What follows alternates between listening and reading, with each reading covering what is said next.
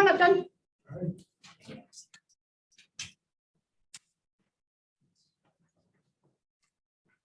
Yeah, I wanted to talk a little bit about use of the Form 50 versus the Form 51. And so there's a couple things that are pretty important about it. And so in general, Form 50 is just simply the way I've always understood it and been taught it is just simply dispersal of the earnest money. That's all it is. Where does the earnest money go? Nothing more, right? So Form 51 is also, I'd always believe, is also a dispersal of the earnest money, but had legal implications in that it also ended any litigation between one side and the other. That was it, right? So I watched an Annie Fitzsimmons video a month ago that was disturbing because it's kind of shaken up my understanding of it, and I watched it again this week, and then I was taken by this and realizing this is an easy mistake for an agent to make, and we need to understand the difference between these two. So the problem is that Form 50, of course, is just an authorization to disperse the earnest money. That's all it is. So you wouldn't use that for your buyer's protection to give notice of termination of the transaction, right? Because all it is an agreement for dispersal of the earnest money. Form 51 is often used wrongly to give notice of termination by the buyer.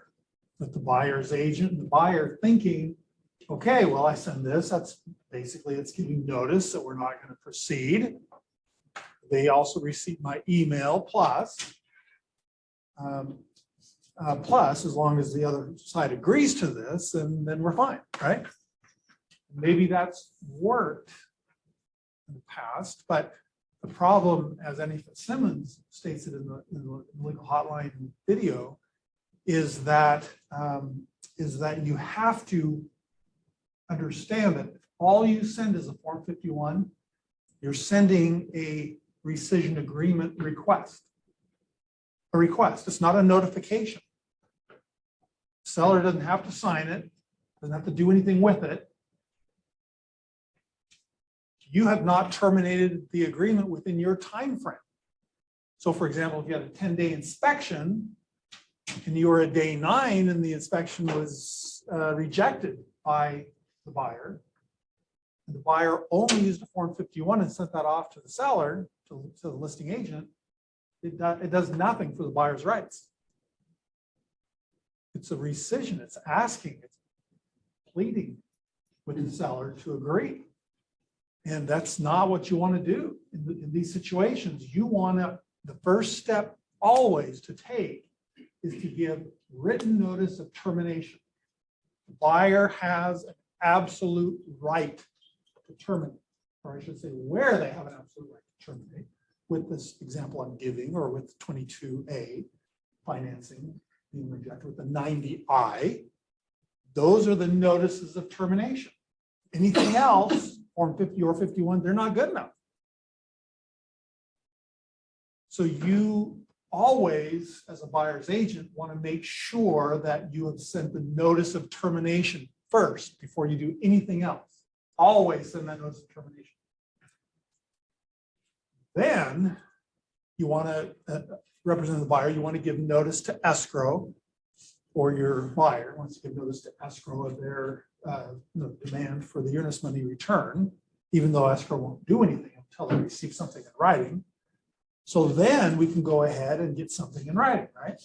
Should it be the 50 or should it be the 51? Okay, so Annie Fitzsimmons says it should be the 50. She said, because you've already given notice of termination. Unilaterally, your buyer has the right to just terminate, right? When they have that right. Even if they don't have the right, then the buyer or the seller could litigate the thing. But if they have the right to terminate under the contract, the contractual right, you've got to give the notification of termination, and you have the right to do so. Use the appropriate form. Okay, so then when it comes down to settlement of the earnest money dispute, do we use a 50 or 51? Annie says use 50 because that's all we're talking about now. We're not talking about a mutual agreement to rescind the transaction. She sarcastically says, you know, we'll read the form 51. It says rescission agreement. Okay, we're not talking about sending an agreement and a request and, oh, please, seller, sign this. No, we're giving them an absolute notice of termination. Then we're following it up with Form 50 saying, in the Form 50, here is the authorization to disperse the earnest money back to my buyer. And now if the seller refuses that, we have the evidence of the notice of termination we gave, plus we have what's in the contract in the Form 35 that says that the earnest money is to be returned if they give notice in a timely manner, which they've done, or the 22A financing that if they are denied financing, which they've been denied financing. And now, as long as we include that letter from the lender saying that they made their application on this date, they had funds to close, and here's the reason why they were denied the loan. Now, contractually, the seller is obligated to sign the Form 50. Contractually obligated. And if they don't, then they're in breach of contract. We go to paragraph P of the purchase and sale contract, which is for reasonable attorney fees and court costs. And that seller who refused to sign when contractually they were obligated to can now be sued for the court costs and for lawyer fees and for any other costs. The court costs are going to be at least $1,000, and if it's Simmons says $2,000 minimally, I believe her. And so minimally, and then you add lawyer fees into that. If they get a lawyer, if they have to get a lawyer, and if the other side gets a lawyer, that can all be required for the seller to have to pay. Right? Yeah, it's kind of extreme. What's We're that? kind of going to the extreme. Well, yeah. So We're never going to get there. well, 3 years ago, Dan. So this is a true story. 3 years ago in Spokane County, a buyer and a seller had an argument over a $3,000 earnest money. And the buyer was denied financing. The seller said, I don't care, I'll put out. It's not fair and I want that earnest money. So they went through appeals courts, they went through the whole process. When it was all said and done, they each paid, buyer and seller each paid $50,000 in lawyer fees. Right. And the court ruled in favor, of course, of the buyer and said, no, the seller was contractually obligated to sign this return of the earnest money because you were denied financing. It's all very clear. So you got to pay your own lawyer fees, seller. You got to pay the buyer's lawyer fees for them. Plus, you got to give them their $3,000 earnest money back. It was a $103,000 mistake the seller and listing agent made, right? Because oftentimes it's the listing agent pushing their seller to do the stupid. Right? So these are the types of issues that go on a regular basis. And I just want to make sure we're doing the right thing, representing the buyer, giving notice of termination. First thing, just give notice of termination. Don't ask for an okay by the seller, just give them the notice. Yes. So it sounds like the 51 then is only going to be used in a situation where buyer and seller want to terminate their contract, but neither one necessarily has a reasonable out. They both agree, let's just go ahead and rescind this agreement. Is that right? Yeah, I would say that's correct. But I would not have my buyer sign it without first giving their legal right to give notice of termination. But if it didn't happen, let's say everybody was past that. Okay. And The day before closing and they just decide to walk away. or 2 weeks before the seller was gonna Yeah. move and Yeah. their job fell through and they come back and they're like, oh my gosh, like I Okay. feel horrible, but I don't want to sell my house anymore. The Right. buyer says, you know what, that's all right. Super rare that this could happen, but that's when that form could be invoked. Right. Right? Otherwise. I'd have the seller sign it first. But Yeah, right. Absolutely. I guess my question then is, what's the point of the form in general? Like, why did somebody even create it? Right there. It's to stop litigation between the parties. Once the earnest money has been dispersed, that's it. That's it. So really 50 should be used more than 51. Yeah, I'd say 50 should be. But yet everybody uses 51 or has in the past. Right. Under my direction, a lot of it. Can you serve Well, also- the rescission and this at the same time? The fifth, excuse me, the 81 and the Termination notice Yep. on this at the same Yep. time, that would be adequate to do, yeah. Okay. But the more important one of the two is the notice of termination. That would be basically a 50 months. Does that answer your question? Yeah, I just had. Okay.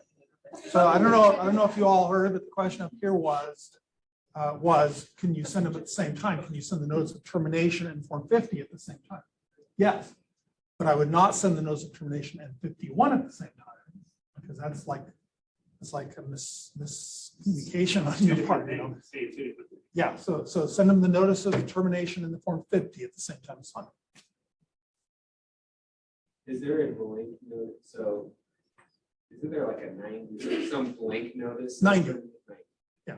Which is, that's just a blank notice. Well, Where- yeah, and as long as there's a contractual and legal right the buyer has to terminate, then that's a good one to use. So you wouldn't need to use it like if you had a $35. Right, You that's can correct. just use that. Correct. 35R and 90I for financing denial are the typical ones that are used. And then there's ones for the well, a well contingency. There's ones for the septic contingency. There's different ones for the ones that are 90 somethings. And if you can't find it, just use 90.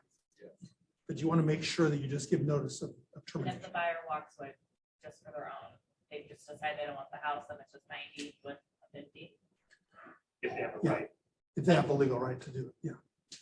Right, but if they don't, if the money goes to the seller, because they Yeah, decide to walk then away. you're trying to negotiate, right? So Yeah. that's a Form 51. Yeah. Then, but Yeah. even then, you know, I mean, it's like the party who sends a 51 first is like they're asking, and the other party could use that maybe as evidence and saying, you know, here they are trying to get out of their deal, you know, or whatever. And so that's where the problem lies. Mark? So on that Form 90, it's just the notice, but no, it's blank. So Correct. you probably wouldn't want us trying to become an attorney writing the language in there when there's other forms available to use. If there are other forms available to use, yeah, use them. But Annie Fitzsimmons said in her video, she said, if you can't find one that's not readily available, just use Form 90 and just write in buyer terminates based on their well contingency or based on their septic contingency or whatever. And as long as you're within the time frame, then you're good. So we just had one where one of our agents, I don't remember who it is, but one of our agents had a buyer's offer in on a property in the well. No, the septic, sorry, the septic was the final RSS was delivered, right? And it says 5 days from delivery of the RSS, the buyer can terminate for any reason, and not to give an explanation, you can just terminate. So the buyer terminated, and the listing agent, not the seller, the listing agent is all upset and saying, no, they have to give a reason. No, they don't. Well, they were trying to back out a couple times before, so they were talking about it in writing. What was the written agreement? They were within their legal rights to terminate 5 days from receiving the RSS. Okay. So notice has to be given. Give the notice. Follow it up with a 50, and then we have the earnest money dispersed, right? Okay, escrow cannot disperse the earnest money without that Form 50 signed by both parties. Escrow has their own RCWs, and two of them are mentioned in the paragraph B, first paragraph in the B of what happened, second paragraph in B on our purchase sale contract of what happens to the earnest money when one party makes a demand and the other one refuses to sign. Okay. Their RCWs give them the procedures of daily progress on what they have to do. They have to give notice to the other side for the demand for the earnest money, and if they refuse to do it, they have to send it to interpleader. If it goes to interpleader, paragraph P now includes interpleader costs on it. And so a seller who doesn't sign when the buyer had a legal out is putting themselves in jeopardy. We want to be careful not to just get emotionally caught up with our sellers. When we're upset too, because now we're not going to make that house payment, or whatever. When the house is, like your Spokane story, right? Yeah. That house could not be sold because it's in the court process. Oh, great question. Incorrect. Incorrect. So that's an assumption a lot of people make, and I got that question this morning, so I want to make sure that everyone understands that once a notice of termination has been given by the buyer to the seller, or reasonable, it's reasonable to believe that the buyer intends to terminate, and the notice has been given, you need to get that listing back on the market. It's not going to hurt anything just because they're disputing earnest money. That's a totally separate issue. That doesn't finalize things. But the notice from the buyer to the seller of termination, that's it. It's all the seller needs to put their house back on the market. Buyer's notice of termination. The notice of termination without the 50 though will not get them back their earnest money. Correct. Yeah, because escrow won't release it without something saying. Correct. So yeah, you can follow it up the next day or 5 days later, or at the same time, send the Form 50. Doesn't matter. Okay. Any other questions? Let me just sum it up for everybody, and I quote, "Don't do the stupids." There you go. So I just want you to take note of my new shirt. So it's got a Hawaiian motif to it, but it's also very 70s looking, isn't it? Yes, it is. I grew up in the 70s. So.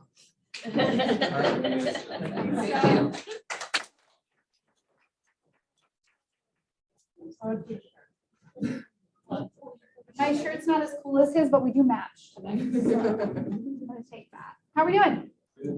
Good.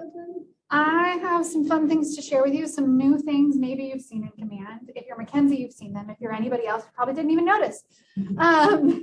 So a few things. If you haven't updated your consumer app in a minute, if you update that, what you'll find is it reflects the fact that we are a worldwide company now. You're going to see a lot of that. You see it in the contacts import template right now, things like having to add a country code.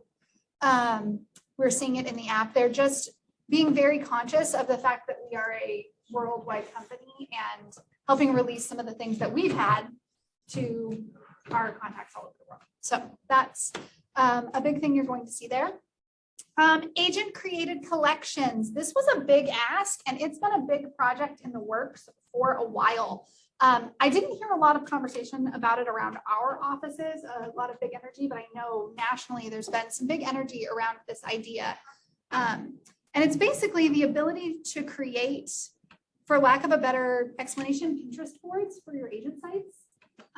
So you can create specific collections, and then the clients who are branded to you either through the app or through your website, you can invite them to join those collections. It's just an easier way for you to be able to collaborate with your consumers about the things that they're interested in. So it's very similar to saved searches, but you can create one collection and invite a bunch of people to it rather than individualizing it. I'll be honest, I'm having trouble kind of understanding the use case of one over the other. I'm interested to see what you all think about it.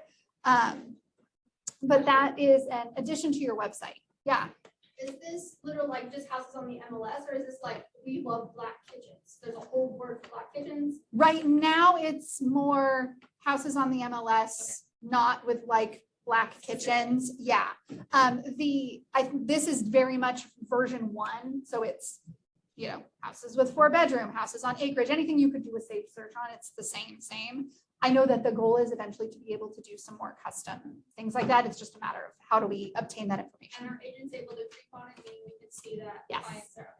Yeah, you can see everything they're doing on it, which is nice. It's like sending them a notification to their app when something within their search parameter comes. Correct, which Okay. saved searches also Right. does. To be honest, this was a lot of agents who were heading to other places used this as the reason they were leaving. So I think it was an ask. And apparently calling it collections was really important. If you haven't updated your app, I did talk about this last week. Opportunities is now available in your app. You can create an opportunity, organize an opportunity, move an opportunity around. And we're going to talk. There's a lot of updates coming to opportunities, a lot of extra usability there. It's already, I think, my favorite applet and the most underutilized. If you want to make a difference in your business, I would start here. So if you haven't downloaded the app or updated the app, make sure you do that and are utilizing opportunities in the app. How do you know?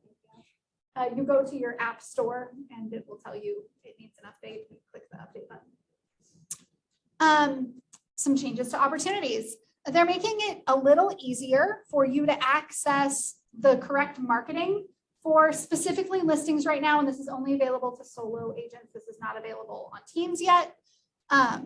But when you have an opportunity and you move it to a new stage or phase, you're going to get a list of suggested Facebook posts, print, whatever would be appropriate for marketing that listing in that moment. You're going to get a list of suggested templates to click on.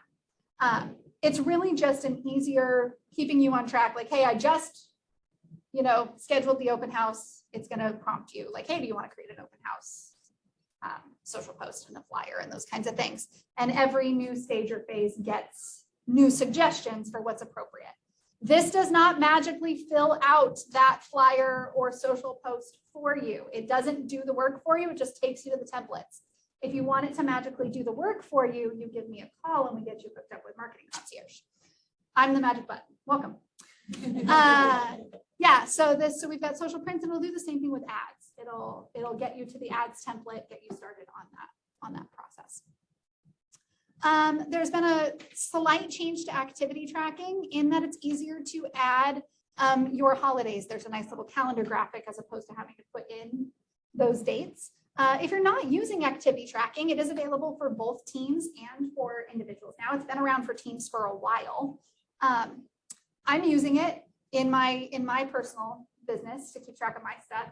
I really enjoy it. It asks me about my activities for the day. How many people did I call? How many conversations did I have? How many contracts did I sign? And then it's creating reports so I can see what those metrics are. It's great for in your coaching conversations. For my teams, if you're not using it, I don't know why, because it's a great way to keep track of all of that. And now you can set your vacation days easier. All right, some things that are coming, they're not here yet. And we hold this 2 weeks number with a very light hand, things change. But some things that are coming, referrals is getting a bit of an update. So if you're looking for a referral client, you can actually look at their average listing price, their sales volume. You'll be able to do a little bit more to make sure you're plugging in with the right referral partner. This one is really exciting to me and probably a lot less exciting to all of you. We've been waiting for an import wizard for our contact import for a long time. What that means is not having to go use the fancy spreadsheet that KWRI creates for us, and we can take any spreadsheet and make it match and work, which is going to make importing large databases so much quicker and so much easier. I can tell you our VA, Brian, will be very, very happy the day that launches because I sent him all the projects. Another filter that is coming in your consumer app is HOA fees. So being able to filter by HOA, monthly HOA dues, which will be nice. I think that's the last one of the update. Cool. So I have a few classes coming. Today is lead generate through neighborhood farming. I love this one. If you think farming is just postcards, then you should come to my class because we're going to talk about a lot more than that. And then on Monday, May 2nd, I have my Build Your Online Presence Social Media Strategies class. This class is almost full. There were 9 spots left as of this morning. So if you haven't registered, that's the QR code. I would suggest you register right this very moment. Yeah, that's all I have for you. Anybody have any questions for me? Cool, love your faces. Thanks, Crystal.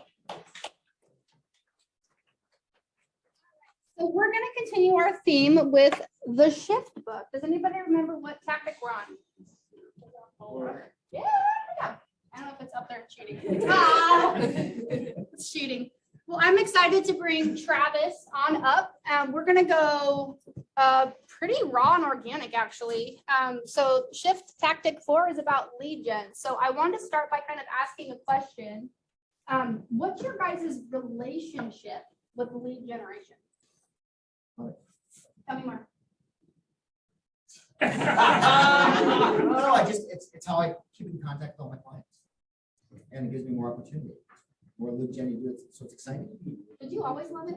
No, How did you develop that? changing my mindset. Thank you, Jay. Who else? This is a safe space. We keep really about it. Because he poked on it. We're gonna go deeper on that is you develop that relationship, right? Because it's crazy. I've seen it. I was one brand new agent too. My phone got really heavy about 9 o'clock in the morning and I couldn't pick it up. I was like allergic to the darn thing. So this is our opportunity to learn a little bit more about Travis, his real estate business and his relationship with lead gen.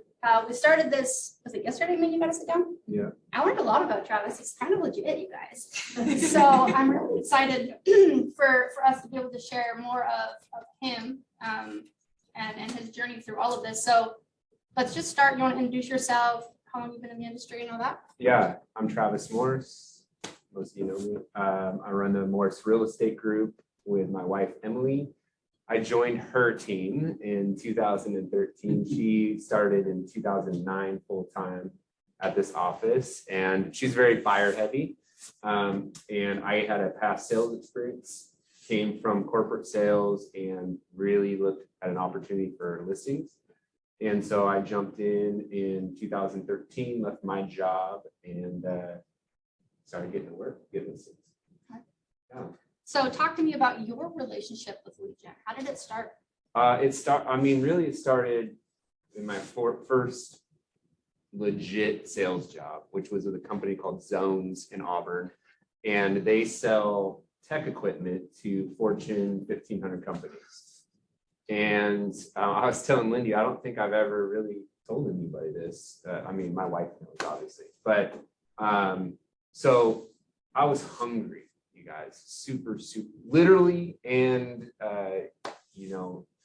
metaphorically, because I was sleeping on somebody's couch, like probably 2 weeks or 2 months before I got this job. I was homeless, sleeping in my car, looking for a job, applying everywhere. And one of the guys from church hooked me up with Zones. And somehow, by the grace of God, I was not qualified to get this job. I got the job. And the job was you show up for 8 to 10 hours a day. And the training was 3 months of training, and they're teaching you how to cold call. You guys think like cold calling here is so easy compared to that. You're calling people that don't want to talk to you. You're calling big companies that are 250 seats to maybe 1,500 seats. That means chairs. That means how many people they have there. And you're getting the receptionist, and you got to get through the receptionist, what they call the gatekeeper, to hopefully somebody in IT. And you're usually getting like the grunt worker at IT, like he just started, he doesn't know anything, he just puts cables in. And I did that for hours. Out of my team that we started, I think there was a training team of 22 or 25. There was only 3 of us left at the end of the 3 months. My first year, I made 24 grand. It was just base pay. My second year, I made 32 grand. And then my third year, I broke $100,000. And So it what was clicked in that third year? well, the whole time I was doing that for literally, every day I'm on the phone. I'm getting hung up on all day long. But you just kind of I was so hungry for that. I just subjected myself to all the scripts, everything they were telling me to do. And every day I got better. And next thing, 3 years, you hear that 10,000 hours, right? You put 10,000 hours into anything to get successful. I don't know if it was 10,000 hours, but it is that willingness to endure what we talked about yesterday, endure the suck, Yeah. The parts that suck of lead gen. And so for me, when I came over, I was all about cold calling. For me, I was like, wait, you're telling me there's a mechanism where I can call somebody and talk directly to a decision maker? cancel expires, I can call and actually talk to somebody that raised their hand and said they wanted to sell their house and talk directly to them. I don't have to go through a gatekeeper. Mhm. It was like, this is money. And I just jumped right in. I learned all the scripts, and that's how we built our listing business. Now we're very referral heavy and I don't do as much cancel expires. I'd like to get back to that. Of course, the market, there's not a ton of them right now. But regardless if you're doing open houses or what, I mean, it sucks putting signs out in the rain. It sucks door knocking in the rain. There's parts of lead gen that aren't fun. But for me, and my relationship with it was the willingness to just do the hard stuff. Yeah, for 2 years. And be consistent. And I was one of 3 people out of that group of 25 that said, I'm gonna stick with it. Well, and humbling, right? So what we talked about yesterday was you were willing to work to learn. Yeah, And now you get to work to earn. that's really Right? good. You guys understand the difference between that? Well, our industry is unique, right? The state, you couple $100 and then you pass a test in the first go or the 6th, doesn't really matter. And then all of a sudden you're licensed to help people with this really big transaction. And we assume that we're going to get a huge paycheck relatively soon because we're licensed, right? But there is a concept of developing that skill, right? How long does it take a medical doctor to get, to be allowed to do anything by themselves? Not long enough if you ask me, but I think it's like 9 years, Mhm. right? We don't have that here. So we also have to understand that we have a balance, that we have to learn that skill to be able to get that income. It doesn't just magically happen. We've got to develop all that. It's just not naturally there. So you were willing to do that for 2 years through, what was that? This is, Zones Zones. is where I worked. Yeah, I mean, and then I was making base pay and I wasn't making any commission. So eventually you'd make commission and it would be a draw on your base pay. But you had to make, you're making a fragment percentage of what the company's making in profit. Here, real estate's an amazing vehicle. Yeah, I think you hit the nail on the head. It's like, it's not that hard to get into. And then it instantly can start making money pretty quick if you are in a position to learn first and get your skills tight. You well, can, then, like what you talked about, right? Be willing to show up, yeah, right? Do the activities, regardless of if you're good at it or you know what to say. Last I checked, no, that word didn't kill anything, right? No is just another way to get closer to a yes. And we're almost allergic to that concept, right? And it's the perspective of that no isn't towards you, the person, right? It's just towards that conversation. It could have just been a bad time. So now you're a completely different part of your business. You have an opportunity to train the agents on your team. So talk to me about what you see their relationship with lead gen is. well, I think the no part too is I learned in that environment. The first no is not no forever. Like so many people, there's a great example I can just give recently. I had a referral given to me, this buyer, I called him, he's like, oh, I already talked to somebody at Zillow, they're showing me the house later today. That was a no. I'd tell you 9 out of 10 realtors, especially if they're new, they're like, okay, click, opportunity's gone. I said, okay, cool, click. I went and called the listing agent on the house that he was interested in, got a bunch of information, called him back. Hey, I know you already said you're working with this Zillow person, but I didn't know. I just wanted you to be aware of this, and this. By the way, I can get you out at 2 if that would work. It's like, oh gosh, what I didn't know, you didn't tell me this, is that the agent at Zillow that he had talked to, he hadn't heard from in 48 hours. He didn't actually know if he was seeing the house that afternoon. After I provided him that value, he was like, dude, you told me more in 30 minutes than I've gotten in the last 3 days. And my best friend referred me to you. Let's rock and roll. We got the sale. So that no, I'm teaching my agents right now. That first no, it's just a no. It doesn't mean no forever. It means no, show me some more value, maybe. That's what it means. And the only reason why you're getting a no is because they haven't been able to see the value yet.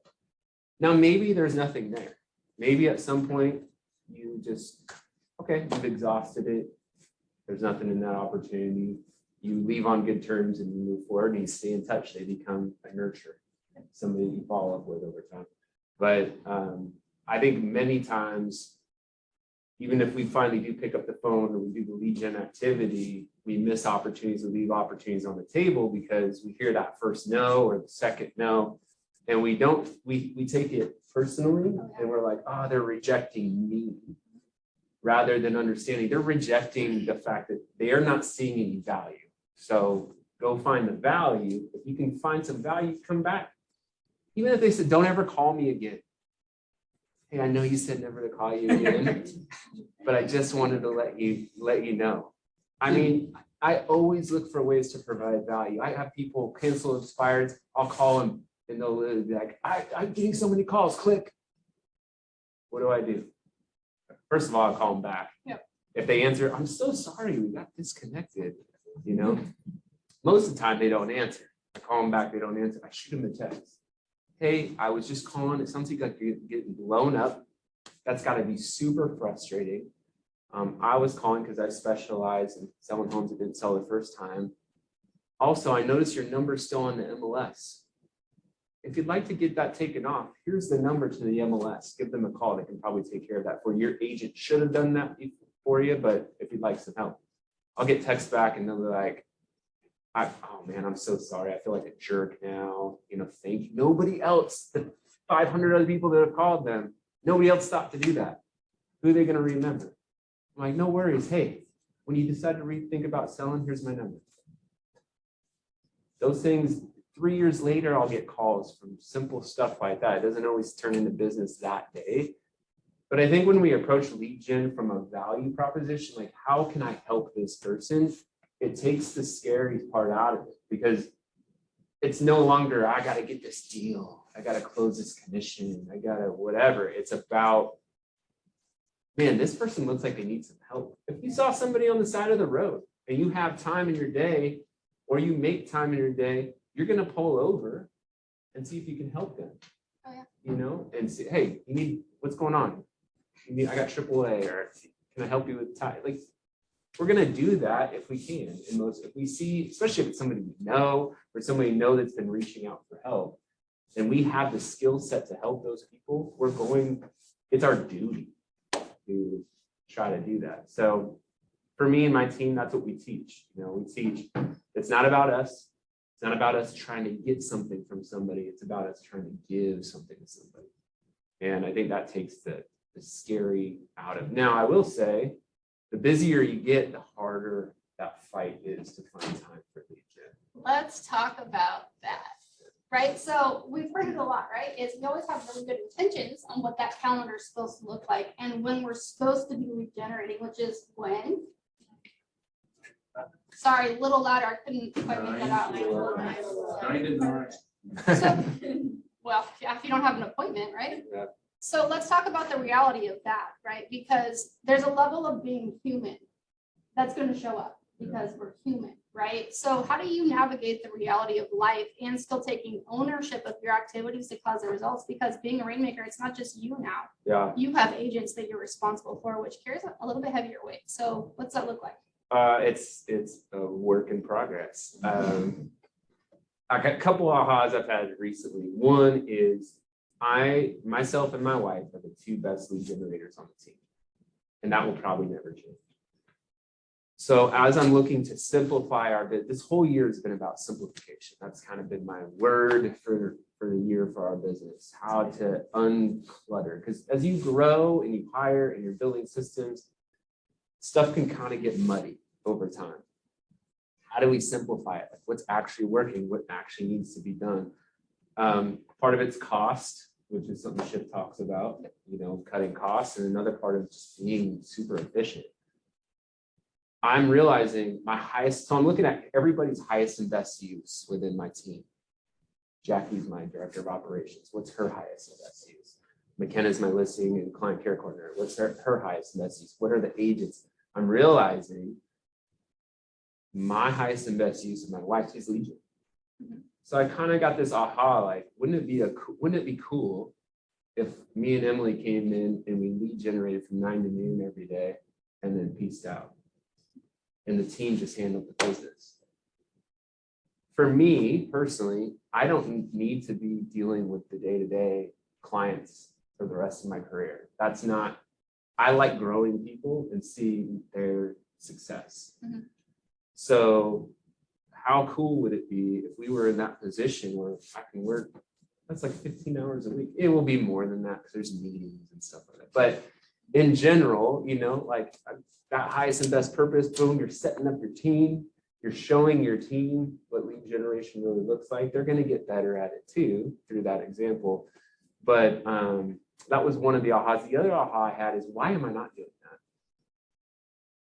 Why aren't you? Because I'm terrified that when I do that, my team and myself isn't set up yet to handle all the leads I would get. If Emily and I lead generated 3 hours a day, every day, consistently, it'd be ridiculous the amount of business we would get. And I realized subconsciously, I'm like, that's why I don't do it, because I'm trying to manage my day. I'm not trying to work for 16 hours every day. I got kids at home and all that. So what a lot of us do, probably what I do, we lead gen, we get a bunch of business, and then we're working that business, right? That business has to close. Mhm. So you got to work it. That makes sense.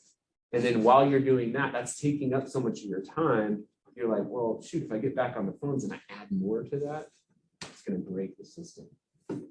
And Good problem so though. then you're like, okay, that's cool. You realize that. How do you get past that?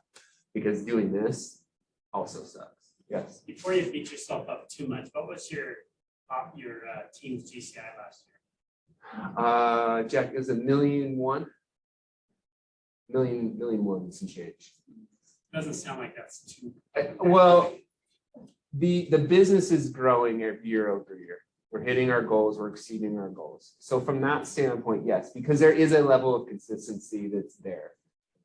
It's still, I still know we're leaving deals on the table. I still know there's opportunity. So you got to be teachable. Like when we look to bring people on our team, and our whole motto is you got to be teachable, humble, and hungry.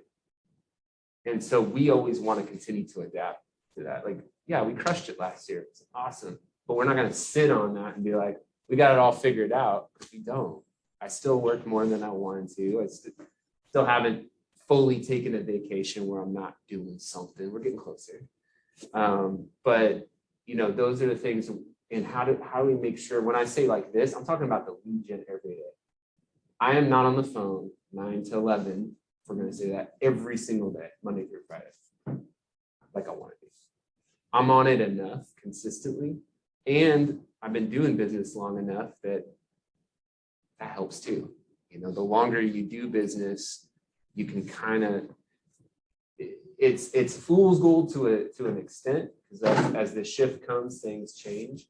But it's easy to just kind of rely on your business that you've created to bring in business.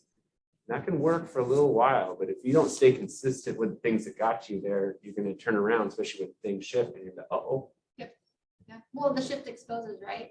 So I wanted you guys to hear the cycle of his relationship with lead gen, right? Because we've got agents with different levels of the industry, right? We've got the relationship of brand new agents that just don't know what to say or how to say it and they're uncomfortable, all the way to a seasoned agent that's now gone full circle in having ownership of every part of the business and now just wants to go back to being on the phone. So I want you guys to acknowledge and see that.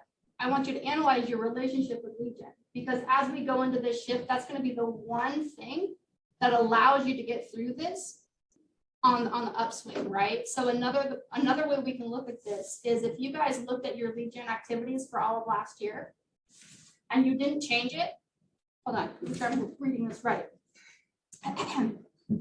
You'll need to double or then some your lead gen activities to get you the same results you got last year. Okay, when you hear that, what are the emotions you're feeling, right? Personally, what I hear is guilt, the reality of I'm probably not doing it as high level and as consistency as possible, right? But the beautiful thing about acknowledging where you're at in the moment and your relationship with lead gen is it's in reality. And when we're in reality, we can work with that. So it's never about judgment, right? Summer's done a great job of making sure we've got script practice going Thursdays and Tuesdays, right? And Kent, I know it's on Thursdays, but it's developing the skills, owning what type of lead gen you guys want to do, meaning you've gone through the lead gen model and isolated your top 3. For those that are seasoned, you can go into a 4 or 5th. But then it's watching that activity as things start to change. We're seeing micro changes in the market, right? So are you guys looking at your ROI, your return on investment for your lead gen activities monthly, even quarterly, and seeing what you need to double down on because you're getting a result, or what you need to remove because it's not serving you and it's an expense? Less is more, right? He talked about it. Simplicity is his focus this year. You guys, it's an opportunity for you guys as well. Couple of other quick things, if I may. Yeah. I feel like a lot of agents hesitate. I see this on my team as I'm coaching my agents. You feel like you need to know so much to go, and practicing scripts, like people, oh gosh, it doesn't sound like me or whatever. That 2-year span I told you about that I did at Zones, I sounded like a robot. You know, I mean, I just did what they told me to do. And it was awkward and it was weird, but I needed to eat, literally.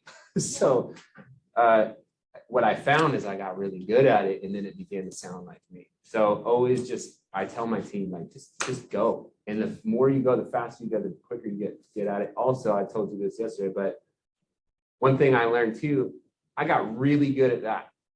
I got really technical. I'm one of the better technically scripted people probably in the office.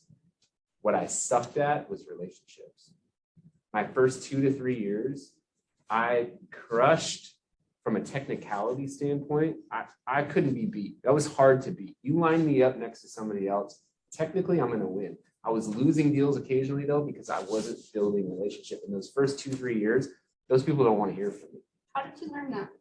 I learned that because we would have events, and there was a couple times, like back to back, where people came to our events and they were like, gosh, Travis, I thought you were so serious. What are you talking about? Everybody knows me, knows I'm laid back and chill. Like, what are you talking about? And I realized, oh, when I'm going to this, I'm very black and white. I'm here for a job. I'm here to do a thing, and I'm really good at it. But I wasn't needy. So like Bold would tell you, like, call your past clients. And like, I would literally call and they'd be like, why are you calling? Because I had no relationship. Emily, my wife, she would have a killer relationship. Maybe not technically. In fact, I still can't listen to her on the phone. Love you, babe. Hey.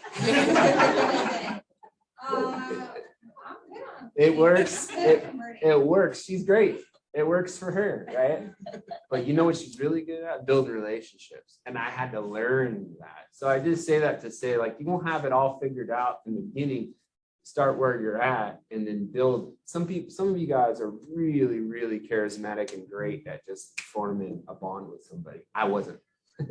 I had to learn that. And but you gotta just keep putting yourself out there. And that's something we're constantly trying to do. I love it. I love it. Thank you so much for sharing. You guys have questions for him? If not, it's story time because there's 2 paragraphs I want to read to you. Thank you. Okay. So the first little bit that kind of caught my attention in Tactic 4 is this one, and it makes me think of all. I remember when I got licensed, I was plugging into like every class I could that didn't cost $1, right? Because I wanted to learn. And there was one agent that was literally in all the classes. And I remember talking to a seasoned agent and they were like, yeah, it's a chronic student is what they referred to as that individual. I'm like, so they must be killing it. They're like, yeah, going to classes, but they never actually got into business, right? And this paragraph made me think of that. So if you're a study first person, I want you to realize that you can't know it all no matter how much you study. So get on a study program you're comfortable with and take action while you're on it. And remember, if experiential learning isn't on the program, you're arguably missing the most important piece. So this is the growth plan in the 411, right? So what is it, the skills that you need to get your business to move forward? Dedicate yourself to those, but don't go to every class just because you can go to a class. Because you still have to work in your business, and that means lead gen and working with your clients, right? And the other one is at the beginning of Shift Tactic 4. Just because the market has moved from more to less doesn't necessarily mean you have to. As leads become fewer, you must recognize the situation and make more conscious effort to generate them. You can't sit back. You must be more rigorous and resolute in your lead gen than ever before, and more than anyone else. In fact, now is the time to shift your lead generation activities into a highest gear as possible. So I want us to go back to Dan Grieb and 1% better, right? You can't go run a marathon just because you want to go run a marathon, right? It's unrealistic. So when we talk about lead generation times, it's probably unrealistic to say, go sit down for 3 hours and pound it out. You might be able to do that for a couple days, but it's not going to be something that's sustainable. So how can you focus and dedicate yourself on the activities and the time that you need to get the results and just slowly make incremental changes? Change it, right? So if you're doing it for 30 minutes, what would it look like if you tacked on 15? If you don't focus on the time, but you focus on the connections and the dials, if you're committed to 20 dials, what would it look like if you committed to 30? And grow that steadily. And then more importantly, track your numbers, please. Because that allows any coach, mentor, anybody that's walking down the hallway to be able to look at the numbers of your business and identify the gaps in your skill and knowledge and point you towards the direction to grow that. And in 3 months, what would it look like if you guys could actually predict your business and know that if I talk to 12 people in my sphere of influence, meaning a vet, I know I'll set an appointment. Or you can even track your cold leads, meaning if you specialize in open houses, how many conversations do I have to have in an open house to set an appointment? And then be intentional about your conversations. It makes it incredibly predictable. And it also makes it so that regardless of what the market's doing, it won't affect your business because you know what you need to do for yourself. Any questions? Perfect. So we'll pick up on shift tactic 5 next week with another people to kind of ask questions and interview. Now we're going to go through announcements. Tracy Sands, are you with us, my dear? Yes, ma'am. Good morning. Good morning. Hey, everybody, I'm Tracy Sands, and I'm on the education committee, and David Knight back there is on the committee with me. And we just want to give you some information. We are moving almost every single one of the classes to in-person now, and we've on the monthly calendar, we are color coding what your level would be. So your level of production based on where you are in production. So if you're, and that's on this calendar, and also if you look on the Facebook on the RBN branch network, you can ping that, click on that, and you can start getting emails and texts to, sign up for these classes, and you can do it right there on the Facebook page.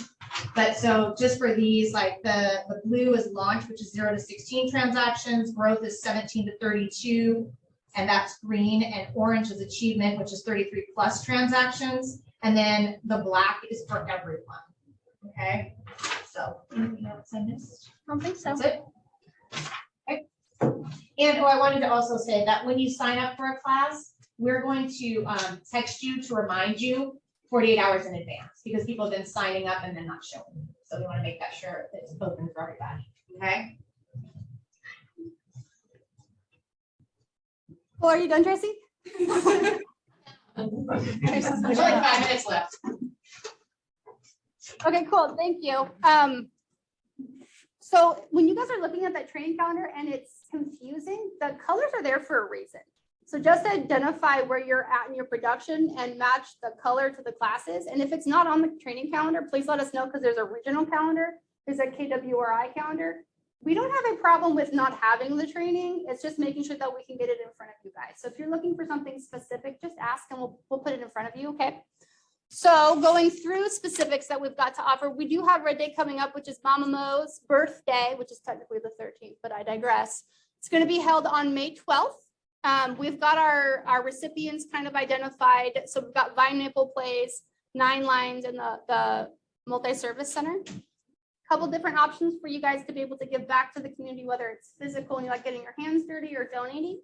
So really excited to see everybody. We also have shirts available to order that are just adorbs that Brandy put together so that we can all make sure that we're presenting and making a statement while we're out in the community.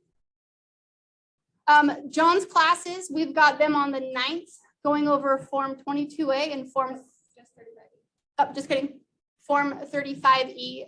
Again, you guys, these are recorded and available in our library if you missed a class or you need to go back. They're always there for you. Ignite has been improved again. So we've got a couple new changes to the curriculum, and that starts May 9th. And there's 20 sessions overall. 9 to 11. How many of you guys have taken Ignite more than once? Okay, how many of you guys know what Ignite's for? What's it for, Ashley? Getting back up and going, getting your business going, holding accountability. Yeah. So Ignite is literally set up for agents that haven't gotten past 16 units. So please don't think that this is only for those brand new. You can plug into a specific module or class that you want to develop a skill in. But I want you guys to take this as many times as you can until you get to that 16 units, and then you get to graduate. And the next class that KWRI has set up for you is Bold. And Bold is supposed to be able to take you to 36 units. So it's again about simplifying and plugging into those to get the results and just understanding what that course looks like, right? Meaning if I go to this and I develop the skills and do the activity, it's going to get me to that next level. It's not for brand new agents. I took it 4 times. Probably should still take it. You know what I mean? Like there's just stuff that you can keep learning. So we've got Ignite.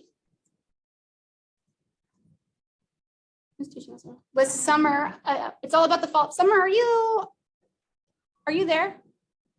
Can you hear me? Do you want to talk on this one, hun?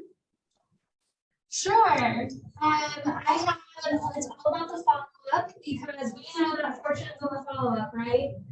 So the lead gen is super important. The lead follow-up is equally important. And Gary Keller actually says that the amount of effort we put into our follow-up should match what we put into our lead generation. And so this class is designed to give you guys strategies and tools and systems for following up with your clients consistently and building that habit into your lead gen as well. So I'm really excited about it. Thank you guys all. Thanks.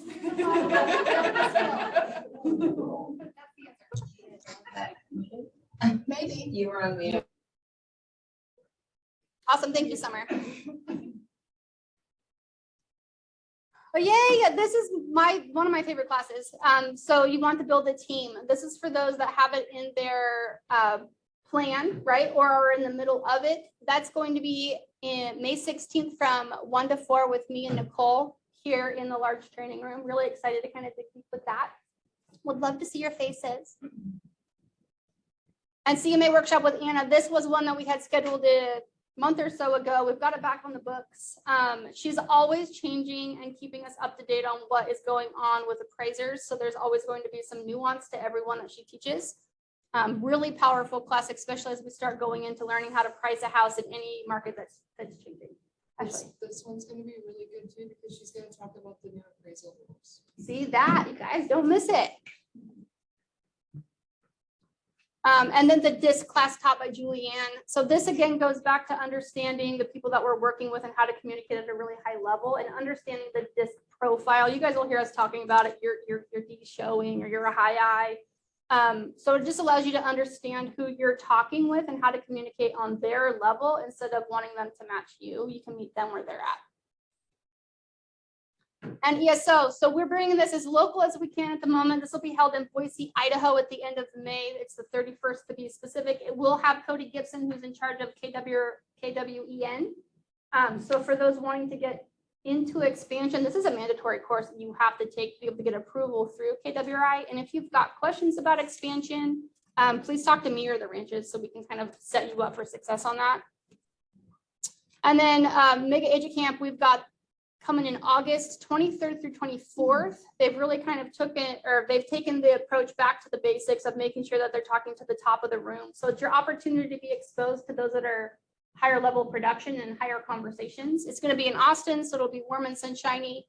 And we'll do a know before you go for those that haven't gone to this event before. So the week before, we'll have another meeting talking about it. How many of you guys are currently registered to go? How many of you have, and Debbie, yeah. How many of you have it on, is it on your growth plan at all? Or were you targeting different classes to be able to plug into? Live question. I'm just curious, no judgment. Different classes? Okay, perfect. All right, I think that's it. Make it a great day. Thanks, guys. Let me know if you need anything, okay?